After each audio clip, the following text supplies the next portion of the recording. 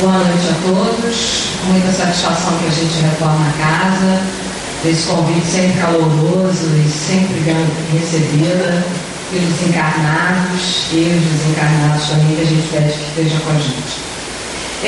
O tema de hoje, livre, me foi intuído falar sobre, tendo como base o Evangelho segundo o Espiritismo, capítulo 4, ninguém poderá ver o reino de Deus senão nascer de novo. Esse é o foco que a gente vai dar, essa questão do nascer de novo. Como a gente está fazendo isso, tá? Mas antes da gente ir ao ponto específico, eu vou pedir a vocês que tenham um pouquinho de paciência, porque a gente vai fazer um outro atalho, vamos fazer outras reflexões para a gente chegar nessa ao final. Eu não sei se a grande maioria aqui sabe, eu puxo muito a brasa para a minha sardinha profissional, no Marco Antônio, com os colegas de faculdade. Então, eu sou psicóloga, então eu costumo puxar um pouco muito essa brasa para essa leitura, assim, da questão comportamental, né? Então, dentro do Evangelho, dentro desse capítulo, a questão do ninguém poderá ver o reino de Deus se não nascer de novo, a espiritualidade vai fazendo, superficialmente assim, ou pelo menos eu vou dar essa noção, da diferenciação que eles trazem de ressurreição e reencarnação. Obviamente, vou ensinar isso a vigária, todo mundo aqui já sabe, mas é importante a gente obedecer até a disciplina. Então, ressurreição seria o que a gente poderia entender, exemplo, como se fosse Lázaro, né? Lázaro perde as funções vitais momentaneamente, dá-se como morto, ele fica alguns dias naquela condição e ressurge no próprio corpo. Isso seria, até porque isso era a leitura que os judeus faziam na época, uma leitura muito dogmática, uma leitura muito superficial, porque eles não tinham uma visão plena dessa relação corpo e alma. Muito bem. Só que não foi isso que aconteceu com Lázaro. Lázaro não morreu efetivamente, e como Jesus disse, ele não veio desobedecer ou destruir a lei, ele veio obedecê-la e pôr em prova, né? Fazer com que ela haja, com que ela acontecesse. E aí o que acontece com Lázaro? Lázaro, na realidade, sofre um processo de catalepsia. O que é isso? É quando todos os leigos também entendem isso. A pessoa morreu, não morreu. O que acontece é que há uma redução tão drástica, tão impressionante da dinâmica orgânica, a respiração é tão ínfima, os batimentos cardíacos, é tudo tão ínfimo que um leigo, até mesmo muitos técnicos, tem a impressão de que a pessoa morreu, mas não morreu. Tanto é que depois de 2, 3 dias ela ressurge. Teve um caso muito famoso, há muitos anos atrás, daquele ator Sérgio Cardoso, né? Que veio, que foi entendido como morto, e depois da exumação foi descoberto. Lá estava virado, arranhado. É uma coisa muito perigosa. Então, mas a ressurreição seria isso. Eu voltar à vida, eu voltar à atividade orgânica dentro do meu corpo, usando o meu próprio corpo. O que não é possível. Isso é um dogma, isso é uma leitura, enfim. Isso fere as leis divinas. Entretanto, o que nos interessa é a questão da ressurreição, da reencarnação, desculpa. A reencarnação que nos interessa, que é justamente, como título, ninguém poderá ver o reino de Deus senão nascer de novo. E é essa a nossa proposta, estudar isso. Como é que nós estamos reencarnando? Por acaso tem algum espírito aqui presente que não acredita na reencarnação? Tem alguém aqui? E se assuma assim, olha, eu acredito que tem espíritos, eu acredito, eu já recebi mensagens, mas eu voltar, eu renascer, eu já tenho aqui minhas dúvidas. Por que eu estou levantando essa leva? Porque eu já ouvi muita gente me perguntando isso. Você acredita mesmo? Você acha mesmo que é capaz? Espíritos. Então, né, há controvérsias, como diz o outro, né? Acreditar, eu acredito que tem mensagem, eu acredito que minha mãe está no plano espiritual, que está viva, mas ela voltar à vida, enfim. E a mídia também não ajuda muito isso, quando ela propaga que que a gente volta com a mesma aparência, com o mesmo corpo, aí os romances, né?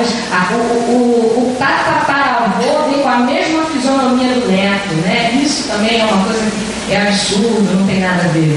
Porque Deus é tão criativo, a divindade é tão criativa, que nem uma árvore é igual a outra, nem uma praia é igual a outra, né? Nem um rio, nem um riacho, nem uma montanha, nada é igual a outro. Muito menos uma encarnação na aparência física.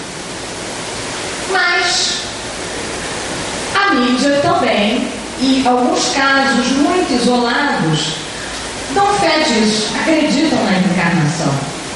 Eu mesmo tenho um caso, eu mesmo sou testemunha popular dentro da minha vida e como testemunha, né, de outras pessoas. Tem uma companheira nossa no centro que eu frequento, iniciante na verdade, ali na X do Bahia 166, que teve o pai desencarnado já há muitos anos e recebeu uma mensagem do pai dizendo que precisaria reencarnar, só que dentro do próprio núcleo familiar. E aí todo mundo ficou, mas o pai vai reencarnar? Né? Mas aonde? Mas como? Eu não sou, né? Fulano não é. E a filha dela, que não tinha, já estava casada há muitos anos, mas que não pensava, veio, engravidou. E aí é até complicado da gente imaginar que a mãe, que a avó, cuida do bisneto, que na realidade é o próprio marido. Né? Como diz algumas gírias, é muita cuca no lance, né? Você imaginar que seu neto foi seu marido, seu bisneto é seu marido, enfim. Mas teve a comprovação. E a mídia cansa aí de trazer exemplos. Eu trouxe um livro hoje que tem essa proposta de elucidar essa questão de comprovar um best-seller que se tornou, que foi A Volta, não sei se vocês já leram, já viram, já conhecem, né? Que fala exatamente disso. Quem não conhece o livro, eu vou falar aqui o resumo. É um garoto de 2 anos, James, que por sinal teve o mesmo nome da sua última encarnação, também James Houston Jr. E ele, com 2 anos de idade, começa a ter pesadelos muito recorrentes, muito agressivos. Acorda chorando, acorda exasperado, enfim. E os pais começam a ficar preocupados, porque o menino começa a não deixar que eles dormissem tranquilamente.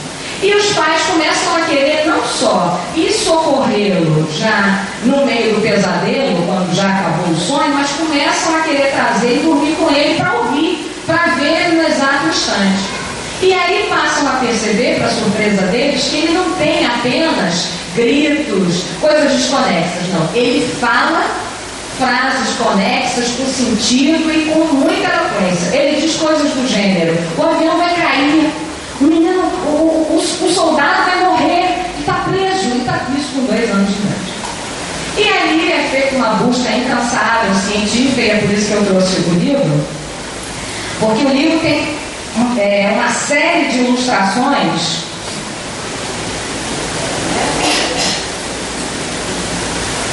fotográficas na encarnação anterior, e principalmente os desenhos que ele faz são todos de avião de guerra, da Segunda Guerra Mundial, atacando tudo comprova que cientificamente que ele teve essa encarnação, e eles vão vendo isso, e é bem interessante. Muito bem. Então vamos combinar que todos nós estamos crentes, convictos e convertidos de que reencarnação realmente existe. Ninguém tem dúvida, tá? Vamos colaborar comigo.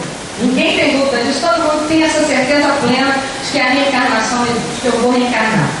Assim, eu falei do livro, falei dessa colega de trabalho e não falei de mim, né? É melhor falar de si que dos outros.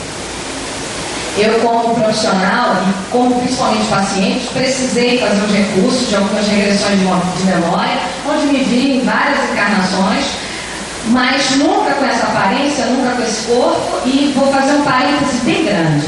Regressão de memória é para todo mundo? Não, não é para todo mundo. Não é indicação para todo mundo. E uma outra coisa que é muito importante a gente explicar.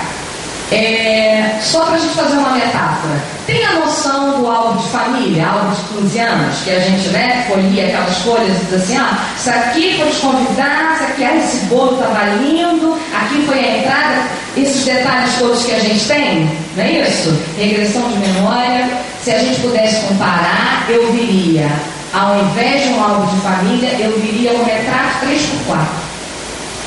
É apenas uma cena, apenas um detalhe aonde eu, o espírito, fiquei presa, e a gente vai falar disso um pouco mais. Por quê? Porque não é para desrespeitar a lei do esquecimento. Não é para eu desrespeitar isso, isso é lei. Então a gente faz, mas tem que ser feito com muito cuidado, com muito sigilo. A gente faz o dito, né? Eu já me submeti. Muito bem. Entendido aí a questão? Reencarnação existe. Mas a proposta do estudo é esse nascer de novo. Como nós estamos nascendo de novo? E para isso eu vou me basear, além do Evangelho, nesse livro de Divaldo Pereira Franco, Despertar de um Espírito, ou seja, Joana, né, que nos ensina, que ela é uma das psicólogas do plano espiritual, ela é irmã Sufro, que tem obras assim fantásticas, que fazem a gente entender bem essa questão comportamental. E tem um capítulo aqui que tem o nome Sentimentos Tumultuados. E ela vai falar exatamente disso, dessa qualidade como nós estamos reencarnando. E aí, como o próprio título do capítulo já sugere, a gente está reencarnando com sentimentos muito tumultuados. Por quê? Porque a gente tem uma tríade, um tripé que faz uma confusão muito grande. Em primeiro lugar, valores arraigados no passado. Segundo, convivência familiar, aprendizado familiar atual, da encarnação atual. E experiências positivas e negativas que eu tenho do meio social.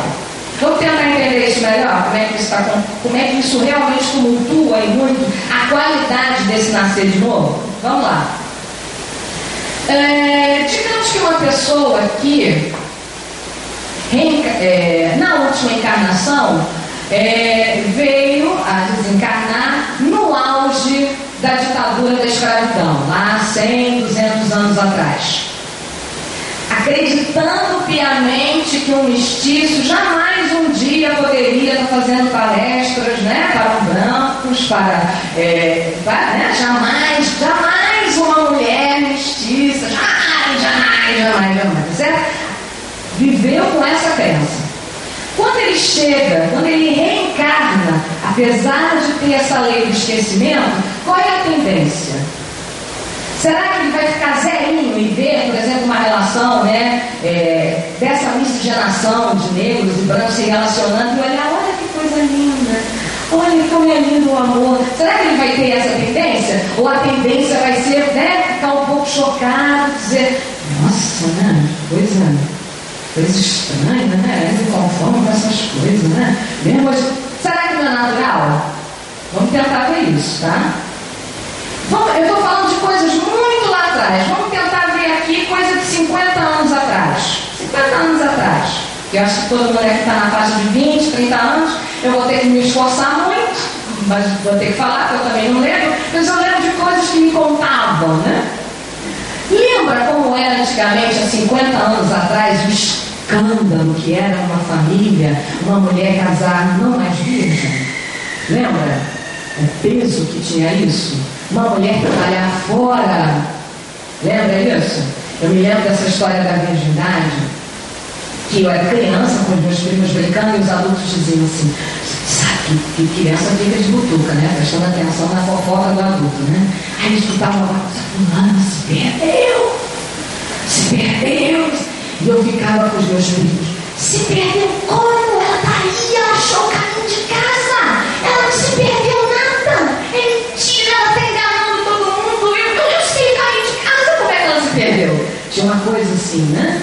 Outra coisa, mulher que se separava do marido, mulher separada há 50 anos atrás, era candidata a fazer pré-vestibular de mulher de vida fácil. Não sei se vocês lembram disso, não sei se vocês sabem disso, se as mães de vocês contavam isso. Mas a mulher era segregada, ela não era mais uma mulher séria, não era mais. Ela tinha que ser e já. Ih, vem fulano, fecha a porta, fecha a porta, fecha a porta. Tinha, né? O que era isso? Então, isso há 50 anos atrás. Bebíamos dessa fonte, né? Os preconceitos, a menina casagrávida. Eu lembro que minha tia, irmã da minha mãe, viveu essa experiência, casou grávida, que minha avó falou para minha mãe e para os irmãos, é que aquela barriga era jaca, que ela tinha comido inteira. Inteira. Olha, isso foi para minha mãe, para os meus tios, né? Foi jaca, não, porque né, jaca é mais disforme e tal. E aí, minha mãe e meus tios alarmados com a questão da garganta, como é que passou a jaca inteira, né? Então era tudo muito, né? Muito, meu Deus, como é que é isso? Isso são o quê?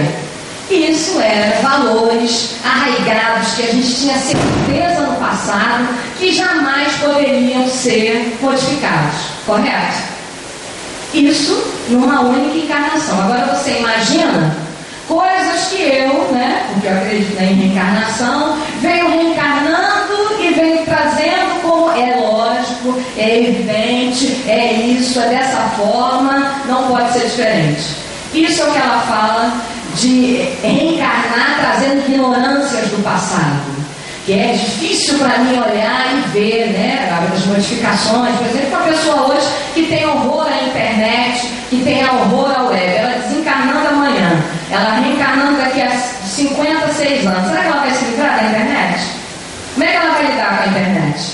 Né? Ela não vai poder ver como um dinossauro, mas ela vai ter resistências, porque já vinha com isso. Então essa é a questão de eu reencarnar trazendo ignorâncias do passado. A outra questão é o que a gente aprende dentro do seio familiar. E a terceira e última é o que eu vou me decepcionando no decorrer da vida, as experiências positivas, mas muito mais negativas que eu vou tendo na vida, e aquilo vai reimprimindo, né? Eu vou tendo uma reimpressão daquela verdade. Muito bem, até a minha infância, eu vou ficando meio anestesiado, ainda estou sobre o cobertor da inocência, ainda a vida não é tão problemática. O problema é que quando eu vou entrando na adolescência, junta tudo que não está muito bem organizado hoje com o que eu já trouxe de bagagem do passado, e aí os sentimentos vão ficando muito altos.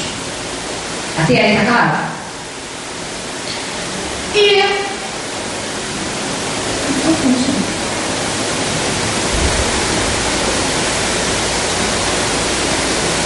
fala-se muito de muitas questões de muitos aspectos comportamentais que emperram a nossa evolução espiritual. Todo mundo está careca de ouvir, ou bastante calvo, bastante grisalho, bastante, né? Enfim, da questão dos 3 cânceres da alma, não é isso? Os 3 cânceres da alma, todos sabem, querem me deixar constrangido, mas tudo bem. Orgulho, vaidade e egoísmo, não é isso? Todo mundo já ouviu falar muito isso. Mas existe uma outra pedra, como dizia o poeta, no meio do caminho tem uma pedra, que pouco se fala dentro da doutrina, e Joana está enfatizando isso com bastante ênfase, porque é a necessidade. E é uma necessidade que muitas vezes a gente não se dá conta, a gente vai ver isso aqui no decorrer. Uma grande problemática humana que a gente traz na encarnação para esse nascer de novo, o que torna esse nascer de novo com pouquíssima qualidade, é a questão da culpa. Temos muita culpa. Sabiam disso? Temos muita culpa arraigada no passado. É alguém que diz, eu não tenho culpa não, culpa de nada, estou nem aí. Eu não ficar sem nada, eu nunca tive nada, eu nunca roubei, mas sim, nessa encarnação a gente não tem muitas culpas. Mas quer ver como tem? Se eu estiver cometendo uma injustiça, vocês depois falem comigo carinhosamente ali fora. Não me batam não, por favor. Vamos ver lá. Aparece uma promoção no emprego, tá? Aparece uma promoção no emprego, onde o chefe chega para você e diz diz assim: ô Marco Antônio, vamos sentar aqui. Marco Antônio, olha, nós estamos vendo aí a possibilidade de você assumir uma supervisão, uma gerência, onde o seu salário de R$3.000 vai passar para 12.000, tá?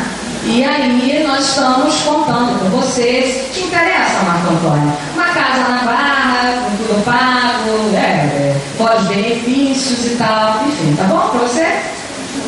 Né? Não, mais perto do centro. Com condução, ida e vinda, com ar-condicionado aqui. Vocês acham que Marco Antônio chegaria no centro onde ele mora? Vamos dizer que ele mora num conjunto aí, num flat aí. Vocês acham que ele ia chegar no flat e a primeira coisa que ele falaria seria contar o porteiro do prédio? Vocês acham? Quem conta? O que normalmente a gente fala? Que tem uma coisa para te contar, mas tu não fala nada para ninguém, porque senão vai babar, vai secar, vai entrar areia, vão me secar, você não fala, o bico de sol não fala nada. Não é isso? Guardem essa expectativa, guardem essa noção. Alguém me sugeriu passar no concurso público, né? Estudar, não estou fazendo nada e tal, mas são 3 vagas, 1.871 candidatos, né? Eu vou tentar estudar, mas qual é a expectativa que eu tenho? Que eu vou tirar primeiro lugar? Quem tem a expectativa? Vou tirar primeiro lugar? A gente tem? Sinceramente? Né? Não temos expectativa. Deixa eu ver aqui uma outra coisa, um outro exemplo. Tem uma possibilidade de ter um rapaz lindo, ter uma mulher linda me dando mole e tal, uma possibilidade, não sei, quem sabe, será que vai dar certo? Vou contar para as minhas amigas, aquele genequim lindo me olhando, aquela Juliana Paz linda, eu vou sair contando para todo mundo? O que normalmente eu falo? Né? Porque qual é a minha expectativa, gente? Eu tenho a expectativa de que a coisa vai dar certo? Eu espero positivo, com unhas e dentes? Ou a minha expectativa é vai babar? E aí... tem um outro também que eu acho que talvez alguém já tenha conhecido. Acordei um belo dia, um sábado de manhã, mais feliz e contente. Alguém já viu um pinto no lixo? É tão bonitinho ver pinto no lixo. Ele fica ciscando, todo alegre, todo feliz. É muito bonitinho ver. Assim, a pessoa diz: tudo que estou me sentindo hoje, pinto no lixo. Estou numa alegria, estou numa felicidade, isso 10 horas da manhã. Eu continuo acreditando que isso vai estar presente comigo até o final do dia? Ou eu digo o quê para minha colega mais íntima? Tá muito bom pra ser verdade, aposta comigo, hein? Eu estou feliz demais, hein? Vai acontecer alguma coisa. Eu estou rindo demais, isso não é normal. Quando isso acontece, aborrecimento na certa. Né? Foi o obsessor, foi. Tava bom. Vocês já ouviram falar nisso? Eu acho que ninguém aqui já experimentou. Mas já viram isso? Tu tá feliz toda a vida, daqui a pouco, final do dia. O que a gente constata? Eu falei pra você que vai me acontecer hoje. Não tem uma história dessa? Já ouviram falar nisso? Tem essa história. Só que eu esqueço que pensamento é forma, né? E que no momento em que eu plasmo, eu vou lá com um anzol incrível, fantástico, extraordinário, que nem mãe de nada conta, nenhuma profissional dessa hora, e eu me torno a vidente mais poderosa desse mundo. E eu vou lá, pego o problema e digo: vem aqui. Não é isso? E aí eu me torno a pessoa mais decepcionada, mais triste, mais infeliz do mundo, porque eu estava feliz demais. A pergunta que não quer calar: o que isso tem a ver com culpa? Já pensaram nisso? Vamos ver se a gente agora consegue unir e encaixar as peças. O vilão da novela merece o quê, hein? O que a gente, quando vê novela, tem certeza que ele merece o quê? A Clara lá, o Giannichini lá, com os seus nomes lá, não sei como é Clara, o outro aqui? Fred merece, como acompanha, né? Chega ali juntinho na novela, né? Não tem problema nenhum, eu não vejo, porque eu parei de ver porque eu sofria quando quando eu perdi o capítulo, eu falei, estou sofrendo, não vou mais ver a novela. E aí abri mão. Mas qual é a expectativa que a gente tem em relação ao vilão? Que ele sofre. E muito. Que ele se dê mal. E muito. Que a coisa pague para ele. E muito. E o que a gente espera pra gente? A gente acredita, a gente quer ser feliz. Eu não estou dizendo que a gente procura infelicidade, não. Mas a gente se acredita merecedores de felicidade? De coração? A gente acredita nisso? Eu tinha um conhecido que falava assim, eu jogo na Mega Sena mesmo. Vai que eu dou o azar de ganhar. Olha a mentalidade. Vai que eu dou o azar de ganhar. Quer dizer, né? Que é para trazer um monte de aborrecimento para mim. Porque é assim que a gente pensa, né? Quando acontece alguma coisa boa, quando começa a felicidade, está tudo bom. E aí, voltando a falar de Joana, dessa questão dos sentimentos confusos, né? Quando a gente está muito feliz, ou quando às vezes não tem problema nenhum, a gente pensa o quê? Está estranho, né? Casa, né? Salário, família, tá tudo bem, né? É melhor não fala nada. Não fala nada que é para não azedar. Não tem umas histórias assim, né? Quando a gente está muito bem, está muito feliz, a gente fica, né, com a sensação de que eu com essa felicidade toda, né? E eu não sei não. O chinelo da mãe não pode virar, nem pensar. Né? Entrar pela porta tem que sair pela mesma que entrou e saiu, que é para não chamar o azar. Não é assim que a gente pensa? É por quê, gente? Porque a gente reencarna, embora com a lei do esquecimento, mas com culpas. Culpas porque eu não lembro o que eu fiz, mas que eu fiz. Né? Que aqui, não quero decepcioná-los, mas não tem florzinha de Jesus. Né? Não temos aqui lírios do campo do Senhor. Né? Todos nós aqui, de alguma maneira, erramos com a lei, né? E temos essa consciência no nosso interior. Só que não é uma consciência clara, né? Mas temos essas culpas. E quer ver como a gente tem culpa? Na expectativa de algo babar, de algo azedar, de não só não conseguir um emprego, mas ainda de ser demitido, né? Não só não viver muito, mas ainda receber uma bala que dizem que é perdida. O que eu vou criando ao meu redor? O que eu vou sentindo?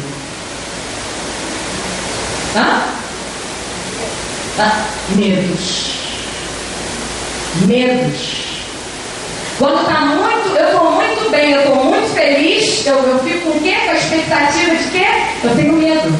Medo ou por mim ou pelos meus. Né? Medo ou de que algo aconteça no meu presente ou na minha velhice. Né? Medo ou de amanhã ou de mais tarde, mas eu tenho medos. Porque qual é a expectativa que eu tenho? De que aconteça algo ruim. E aí a grande questão que a doutrina ensina: inocente sofre? Não, inocente não sofre. Se eu tenho a expectativa do sofrimento ou o medo do sofrimento, isso está embutido o que na minha mente, no meu inconsciente? Culpa. Culpa do meu passado. Culpa das insandícies, né? das aberrações que eu cometi, culpas. Tem gente que dizia, eu não quero nem saber, né? Não fala dessa história? E eu não quero nem ver, eu não quero nem me conte, nem me fale, eu não quero nem saber. É exatamente isso, são culpas. E aí, com as culpas, o que é que eu atraio? Já falei aqui, medos. E a minha vida não anda muitas vezes porque eu aposto que aquele meu emprego, aquele emprego que Marco Antônio foi cantado para assumir, não azedou, porque ele vai dizer que foi o quê? Foi o João do quarto andar que soube secou ele. Não foi? Aquele cunhado que ele tem na família, aquele primo que azedou a história. Né? A cunhada também, não é isso? Ou a vizinha do 315 que me viu chegando de carro novo, no mesmo dia eu bati com o carro, menina. Não tem essas histórias? E eu acredito, a sogra, né, coitada, tem ali já doido para fazer o depoimento dele. Não é isso? Tem essas histórias, porque a gente acredita que tem alguém para pagar o pato. Não é isso? Aquele meu colega, aquele meu vizinho, aquele meu cunhado, tem sempre alguém para jogar areia na minha sopa. Olha, gente, calma, por favor.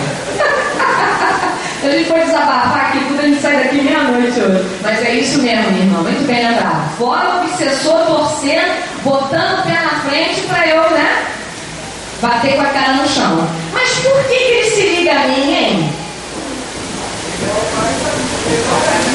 Ele acha que eu mereço o quê? Sofrer. E eu acredito que eu mereço ser feliz? Acredito? Tem certeza disso? A gente acredita nisso? Ou na hora que vem a notícia boa, a gente diz assim, não sei não. Lembra de um desenho? Não sei não, eu adoro a vida, o azar. Né? Aí lembrando do pinto que deixa de ser feliz, já tem aquele pintinho doente, que tem uma asinha quebrada, que fica ali, não vai, não sobe, aquela coisa rema-rema, né? Quantas conquistas a gente põe em prática, a gente diz, esse ano, 2011, vou emagrecer, né? Vou engordar, vou ficar louro, vou ganhar cara, vou fazer, vou acontecer, e a gente vê no final do ano, aconteceu o quê? Nada. Mas foi quem que falou? Foi quem que me azedou? O outro não foi o outro, foi a minha culpa. Foi a minha incapacidade de acreditar que realmente eu posso ser feliz. Até porque tem na doutrina essa frase que é tão pouco entendida, né? A felicidade não é deste mundo. Sim, abre um parêntese. A felicidade angélica. A felicidade do Dr. Bezerra. A felicidade de Francisco de Assis. A felicidade de Maria de Nazaré, de Jesus. Essa felicidade não é desse mundo. Mas não importa se eu fui martelo. Não é nessa encarnação que eu tenho que ser prego. Eu não nasci para ser infeliz. A misericórdia divina, no momento em que me permite a reencarnação, ela me permite para que eu faça diferente. O problema das culpas e, consequentemente, os medos é que eu não acredito nesse iniciar de novo. Eu acredito, eu venho arrastando o quê? Vícios, más tendências, impressões equivocadas do meu merecimento, né? E aí o que atrapalha mais ainda a culpa? Eu venho para o centro espírita fazer caridade por quê?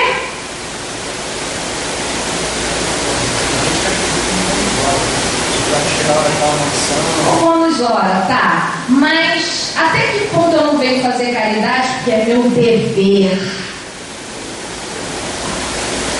Até que ponto eu não acredito que é minha obrigação? Eu tenho que fazer caridade. Eu tenho que tirar o siri do bolso e dar uma esmola, né? Eu tenho que fazer alguma coisa pelo outro. É meu dever, é minha obrigação. Se eu não fizer, como é que eu fico? Com culpa. Ai, mesquinha, né? Candinha, não fiz. Ai, não veio, fui lá, né? Não é assim que a gente se sente? Culpados porque fizemos e culpados porque não fizemos. Quando na verdade o que a espiritualidade vem nos dizendo sistematicamente, eu não tenho que fazer porque eu tirei pedra na cruz. Eu não tenho que estar aqui porque é meu dever, porque eu preciso me redimir com os meus erros. Não! Eu tenho que fazer porque é bom fazer o bem, porque é um prazer fazer o bem, porque me faz feliz fazer o bem. É por isso que eu preciso fazer o bem, porque isso me deixa feliz. E se pensamento é forma, quando eu faço alguma coisa que me deixa feliz, o que é que eu atraio? Felicidade. Uma coisa completamente diferente é eu fazer porque eu tenho que fazer todo dia, me sacode às 6 horas da manhã, isso, como diz o poeta Chico Buarque. A coisa é eu fazer por obrigação, porque eu tenho que ir, né? Rema, porque eu fui o culpado, eu tenho que sofrer,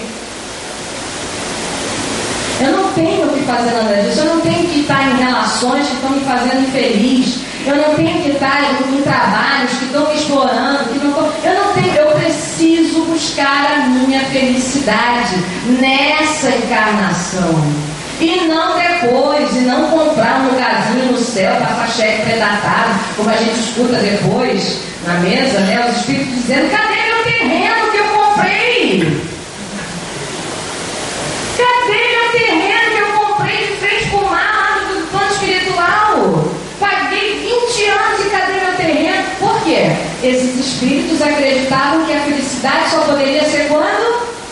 depois, mais tarde, outro dia, não hoje, não agora.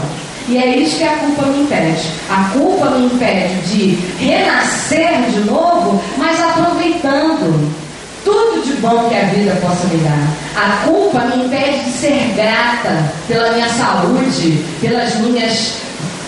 pelo meu emprego, pelo meu intelecto, né? A culpa está sempre me trazendo a expectativa de que eu não mereço tanto, que é exatamente essa história. Quando eu estou feliz demais, qual é a expectativa que eu tenho? De que vai babar, vai azedar. O que eu mereço são aborrecimentos.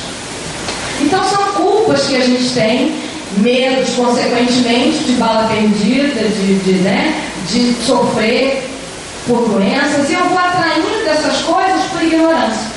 Quando na verdade a gente tem que lembrar que a felicidade sim é possível, depende fundamentalmente de eu trabalhar, e sim, o meu orgulho, a minha vaidade, de eu aceitar as condições em que eu me encontro, né? Gostaria de ser, gostaria de estar, sim, gostaria, seria 10, não é possível. Aí mais do que nunca é sandália da humildade, né? A gente trabalhar isso, mas com culpa, com expectativa de sofrimento, e quando eu não me sinto não merecedor, mas ainda acho, e essa é outra grande problemática da culpa, que eu estou sempre acreditando que tem alguém me perseguindo, que tem alguém me sabotando, que tem alguém me fazendo mal, que tem alguém vibrando negativamente para mim. Seja o encarnado, seja, como o nosso irmão está falando ali, o obsessor. Que não pode nada, a menos que eu permita, exatamente como o encarnado, que não pode nada, né? A gente até entende essa história, né? Sabe que vai ter uma notícia boa e a gente fica a boca miúda para se preservar, para não babar e tal. Mas o que na realidade a gente sabe? O que é do homem, né? O bicho não come. O que tem que vir para mim mesmo, não tem nada nem ninguém que me tire. Né? O que é justo, o que eu faço por merecer, como diz a doutrina, o trabalhador merece o quê? O que o trabalhador merece? Diz a doutrina. O trabalhador merece o seu salário. Eu não estou trabalhando para ser uma pessoa melhor, para ser um espírito melhor. Eu mereço o salário. Como disse o mestre, buscai primeiro o reino de Deus, sua sabedoria, verdade, justiça, e tudo mais lhe será acrescido. Mas aí alguém diz assim, mas Simone, mesmo nessa encarnação, né? Mas eu fiz coisas horríveis. Simone, eu cometi crimes. Eu cometi injustiças muito grandes. Eu fui muito vil, eu fui muito mal, eu fui muito cruel, eu fui muito desumano. Eu podia e não ajudei nem pessoas, e ao contrário, até ajudei a destruir. E aí, sinceramente, vamos pensar aqui. Vamos pensar com toda a lucidez possível. Tudo bem. Eu vivi 80 anos na criminalidade. Ou 8 séculos na criminalidade. Sinceramente, respondam para mim ou respondam internamente. O que vale mais? 80 anos de criminalidade, 8 séculos de criminalidade, diante da eternidade. O que é mais profundo? Os anos que eu fiquei nas trevas da ignorância, ou a eternidade que eu tenho para fazer o bem? O que é mais importante para a espiritualidade? Já pensaram nisso? Não interessa se eu ensinei Hitler a atirar. Não interessa se eu planejei com ele as câmeras de gás. Não interessa. Eu não fiz isso não, tá? Não põe nas minhas costas isso não. Estou dando um exemplo aqui, né? Não interessa, pelo menos que eu saiba, né? A gente esquece. E não te interessa que eu fiz isso. O que importa é quantos anos, quando eu tenho a eternidade agora para fazer o bem a todas as pessoas que eu puder. Será que a espiritualidade não se interessa por isso? Não interessa o que eu fiz de mal, né? Não interessa o que eu fiz de mal. Assim como reza a lenda, né? Que Judas foi depois da encarnação de Joana d'Arc, né? O quanto ela fez depois, o quanto ela se doou, traiu o Cristo numa encarnação, ou foi usada para isso, precisava, não traiu nesse sentido de mau caratismo, mas teve uma intenção, foi usada para os planos maiores, foi, mas o quanto ela se doou depois para o mestre. O que importa realmente? O que eu fiz de mal, né? O que eu fiz aos meus filhos, aos meus netos, aos meus empregados, ou o que hoje eu, tomado de consciência, né? Hoje quero fazer o bem, quero acertar. O que realmente interessa? O que vai ser maior? Os anos de obscuridade ou de luz que eu vou ter à frente? Quanto dura a eternidade? Quanto dura a eternidade? Então, por que a culpa? Não tem o menor sentido a culpa. Não tem o menor sentido. Eu preciso sim, que é o que diz a espiritualidade, eu preciso aprender com os meus erros. Eu preciso sim querer vê-los. É meu papel enquanto espírita, eu preciso sim querer ver os meus erros. Que bom que eu estou enxergando, né? É que nem aquela história. Eu chego com o Marco Antônio e digo: Marco Antônio, por que tirar essa verruga aí que você tem no nariz? Antônio, verruga? Eu não tenho verruga nenhuma, né? Aí que está o problema. Eu preciso sim, eu preciso ver aonde eu estou indo. De fato, é verdade, eu preciso tratar, eu preciso ver. E essa é a grande problemática. Normalmente a gente enxerga a verruga do outro, mas não enxerga em si mesmo. É isso que eu preciso rever. Isso sim eu preciso fazer, para que eu possa me melhorar. Porque normalmente a gente fica tentando corrigir o outro, né? Você ajeita, você arruma, faz e acontece. Eu estou toda desgranhada, estou toda descabelada, e não percebo. Essa é a importância da doutrina, essa é a grande moral do Cristo. Eu tirar a trave do olho e eu ver o que em mim eu posso melhorar. Isso sim, mas a culpa não me deixa. Porque a culpa, os casos de suicídio é por quê, gente? Por que se suicida?